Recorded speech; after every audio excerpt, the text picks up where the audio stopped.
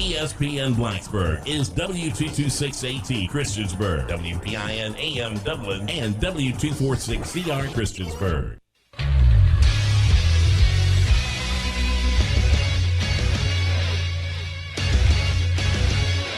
It's the Drive Sports Center at the top of the hour. Virginia Tech landed a verbal commitment from Georgetown Prep running back Jalen Hampton over the weekend.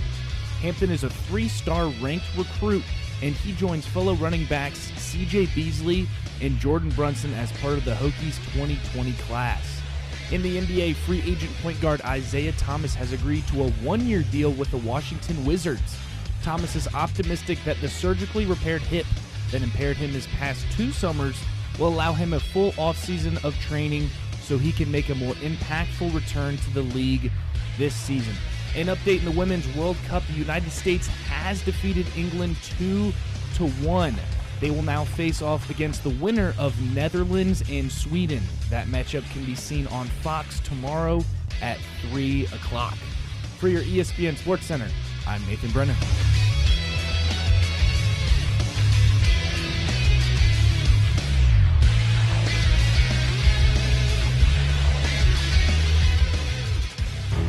It's time now for The Drive. Alrighty then. On ESPN Blacksburg, 93.1, 97.1, and live on the web at espnblacksburg.com. It's The Drive on your local radio station. We are ESPN Blacksburg, and a good Tuesday afternoon to all of you. I'm Paul Van Wagner. Nathan Brennan is in the other studio. Andrew Alex is sitting across from me.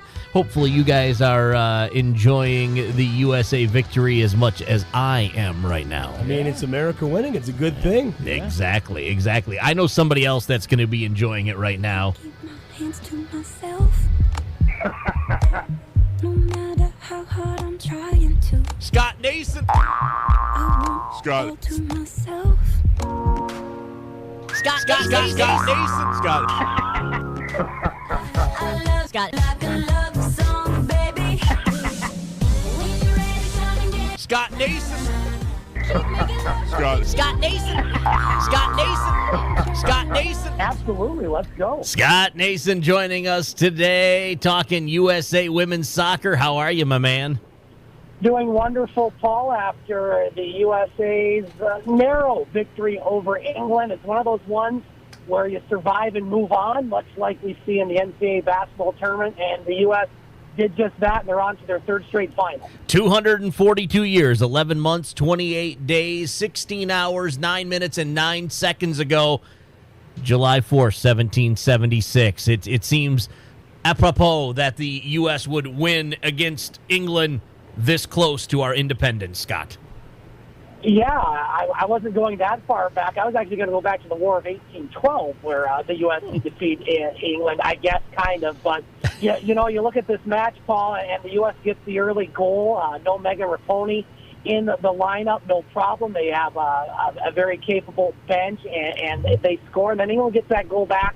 It's 1-1. And then Alice Morgan scores for the U.S., and it's 2-1. And you think, okay, now the U.S. is going to cruise. The U.S. has never lost a match where Morgan had scored a goal, and it looked like that was going to happen. But I think the key moment in this match, and there were a couple key moments, and really a star arose in net for the United States today. A big save right after that second goal, and then, of course, the penalty kick save, a pretty poor kick by the English girl, but you still got to save it, and the keeper doesn't have a very good chance. And so Alyssa Nairn, she was maybe the one. If there was a weak link on the U.S. squad, it was her, and she really stepped up on the broadcast. She had her moment. She had her moment, indeed. They're shaking their head right now. They really. Again, you got to survive and move on, and that's what the U.S. just did. You look at this game, Scott, before it started, neither the U.S. or England had trailed at all in this World Cup, so you knew something had to give. U.S. has been very, very good at scoring in the opening minutes. I believe it took them about 15 before Press scored. Her goal is filling in for Megan Rapone. That may have been the longest time it took the U.S. to score in this World Cup. Yeah, it has, and you know, again, the U.S. they score first, they usually win, and you got to give it up for Kristen Press. You know, come off the bench, and that's what depth does. U.S. squad, technically could have fielded two teams and Right. probably have made the knockout rounds with both teams. But, Press did a great job as well. But the U.S. had to work, and I thought England made some key adjustments at half. They went from a 4-2-4 to a 4-3-3, meaning they had a few more attackers, and the U.S. was really on their heels that second half. But again, they've been there before. They win these types of matches. This is the one team I thought really had a chance to beat, and they really should have today. But again, U.S. moves on, and they're probably breathing a sigh of relief. This is a tough one. Yeah, it was. Alex Morgan scores the game winner for Team USA. That gives her 9 goals in World Cup history. She now trails Carly Lloyd, Michelle Aker, and Abby Wambach. She sits 4th all by herself on that list. You can't say enough about what Alex Morgan means to Team USA right now. You really can't, Paul. And again, the stat that just stands out is every time she scores, they win. They've never lost when she scores a goal. And she got one when they needed to. This U.S. squad has been in these positions before, and England has as well. They lost 2-1 in the semifinals last tournament to Japan. And so, this is a program that's going to be back. They're going to be there very much in the next World Cup, but they got to really be just thinking this is their chance. They had a chance to win this game, and England in penalty kicks for men and women have struggled historically. The men kind of got the monkey off their back last time, but the women missed 3 penalty kicks in the World Cup. That's never happened before, and you got to take advantage of those opportunities. The video-assisted replay, cost them a goal, but it was the right call. They were offside, and then it actually gave them the penalty kick on another review. And so I think the officials got it right both times, but England couldn't capitalize, and the U.S. moves on. USA right now, 24 goals in the tournament. One more, they will tie themselves and Germany. Team USA in 1991, Germany in 2003. Both went on to win their World Cup, scoring 25 goals in the World Cup. I have to say, I think that if the U.S. women want to win this World Cup on Sunday, they're going to have to break that record. They're going to need 26, maybe even 27 goals in this World Cup total, obviously, not just on Sunday, but total, in order to win this thing. What do you think about that? I think so too, Paul. I mean, obviously, maybe they can breathe a little sigh of relief, and that's no offense to Sweden and the Netherlands, but Germany was the big hitter out in that group, and they get knocked out by Sweden, a team that the U.S. has already beaten, and beat pretty convincingly in a 2-0 victory in group stage. But I agree. I think they're going to have to score a few goals. But again, now you have a hot keeper in net, which you really didn't have. She's only going to grow in confidence, and listen there. Was the star of the show, along with Morgan today, and the reason the U.S. is moving on. Replay officials, you mentioned them earlier. They've had a lot to say about this World Cup, not just for Team USA, but in a lot of these matches. How do you feel about how much the replay officials have had to say about this? Paul, it's one of those things where as long as they get it right, I don't have a problem with it. Obviously, technology as it is, there's a lot more opportunity for the official to double check it. So I don't have a problem with it. And you look at the 2 instances which happened today, the goal that England thought they tied. I mean, it was close, but it was offside. They go to the VAR. They reversed that. And then the penalty kick, initially it was not a foul upon live action. They go to the video assisted replay.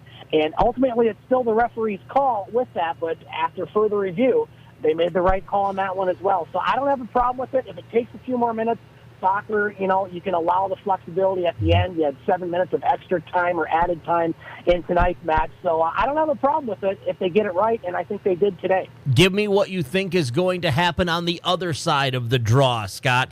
Tomorrow, the other semifinal will be played. Who do you believe will be taking on Team USA?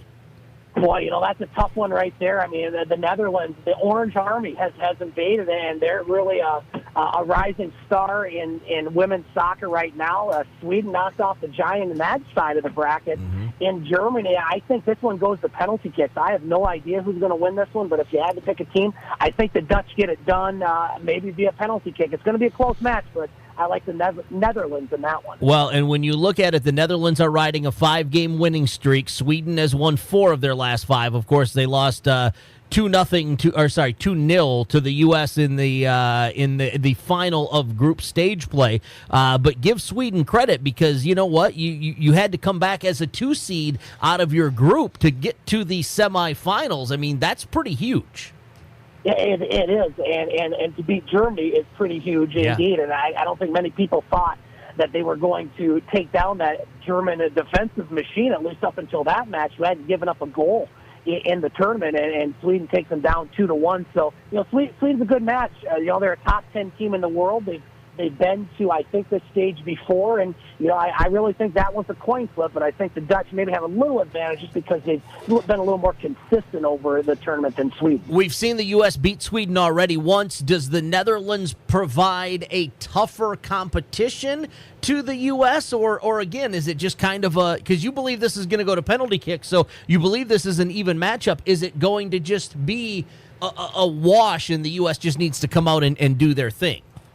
I don't think they're going to come out with that mindset. I mean, they came out with a very good mindset against England, but a team that I think many people thought were going to be exactly where they were in the semifinals. Netherlands, are they just going to be happy to get there, making their first ever final? I don't know, but I just think the U.S. has too much. This was their stumbling block. This was their last 2 matches. Really they haven't played that well, even going back to the France quarterfinal matchup. But they get through, and they just have a lot of experience. They have scorers that know how to hit the big shots in the big moments, and I don't think it's going to be a walk in the park for the U.S., but I really think this was the one that could have gotten them, and I think they're going to emerge champions on Sunday. And I believe later on tonight, Mexico takes on Haiti in the Gold Cup. Does this excite you at all, or are you just waiting for tomorrow when the U.S. takes on Jamaica? I'm excited for this matchup, actually, Paul. I mean, you look at Haiti, a team that really nobody had any hopes on even getting out of their group. They go undefeated. They get down 2-0 to Canada. They score 3 goals in the second half to take out Canada. And again, it's Canada and soccer, so you may not get that excited. This is a huge story for the country of Haiti, and to get to the stage, and you look at what Mexico did. We talked about that last week. This Costa Rica-Mexico matchup was going to be a good one. It was indeed. They go to penalty kicks and win 5-4. I think Mexico has an easy time tonight against Haiti, but you know what? People have been underestimating the Haitians all tournament, and we'll see maybe if they do it again, and who knows, maybe they can pull off the biggest surprise of all, knock out Mexico. If they beat Mexico, will Jovenel Moise get reelected as Haitian president? Sure, I have no idea who that is.